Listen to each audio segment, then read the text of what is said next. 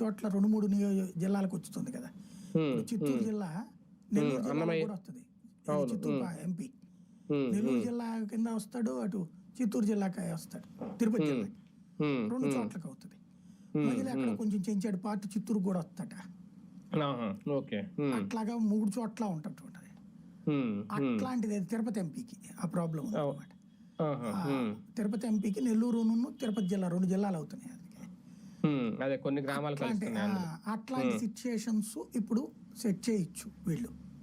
రెండవది ఓటర్లకి రేపు పొద్దున ఫ్యూచరు ఓట్లని మన వాళ్ళ ఓట్లని పోలరైజ్ అయ్యి ఎదురు వాళ్ళ ఓట్లని డివైడ్ చేయొచ్చు. దానికి ఒక ట్రైల్ వేస్తున్నారు ఇప్పుడు స్ట్రాటజిక్గా.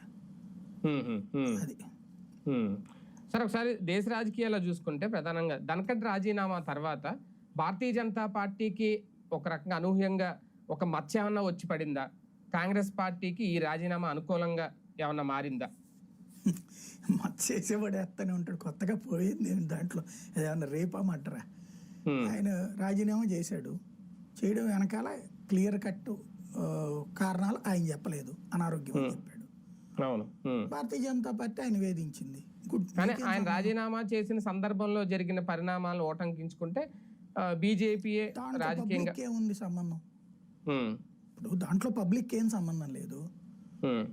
భారతీయ జనతా పార్టీ విధానాలకు వ్యతిరేకంగా ఉంటే బీజేపీ నుంచి వెళ్ళిపోయాడు. దాంట్లో కాంగ్రెస్కి ఏం సంబంధం, కమ్యూనిస్టులకి ఏం సంబంధం, వీళ్ళకి ఏం సంబంధం? వీళ్ళ దగ్గర